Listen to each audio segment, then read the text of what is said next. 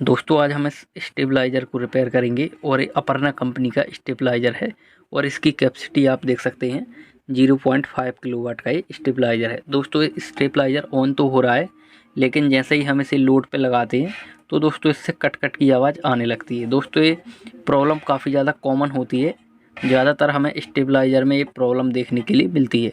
तो दोस्तों ये प्रॉब्लम आती कहाँ से वो मैं आपको बताऊँगा और किस तरीके से आप उसे सॉल्व कर सकते हैं वो भी मैं आज आपको बताऊंगा।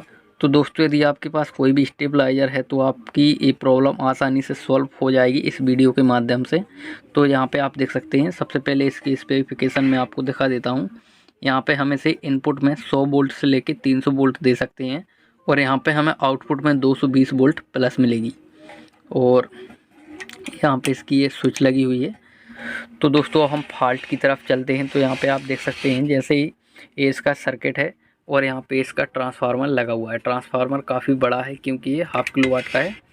तो ये इसका सर्किट है और इस सर्किट को हम जैसे ही पलटाएंगे तो यहाँ पे हमें रिले देखने के लिए मिल जाएंगे, आप देख सकते हैं। चलिए मैं फ्लैश ऑन कर लेता हूँ।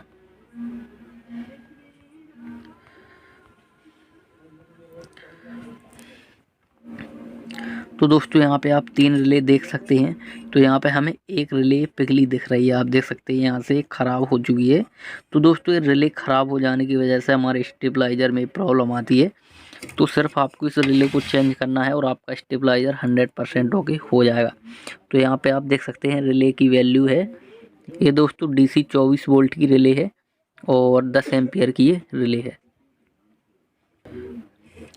तो दोस्तों यदि आपकी रिले कुछ इस तरीके से आपको ख़राब भी नहीं दिख रही है और आपके स्टेबलाइज़र में प्रॉब्लम हो रही है तो आप दोस्तों इस रिले को चेंज कर दीजिएगा, आपकी प्रॉब्लम 100% ओके हो जाएगी।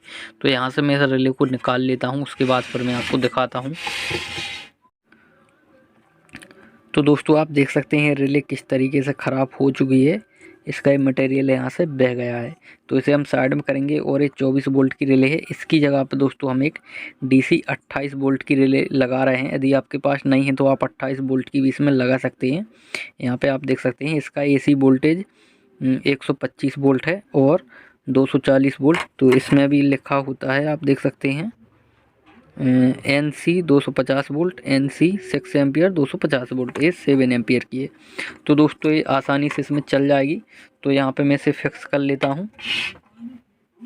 तो दोस्तों यहाँ पे मैंने इस रिले को लगा दिया है और इसके कनेक्शन भी मैंने कर लिए हैं, आप देख सकते हैं।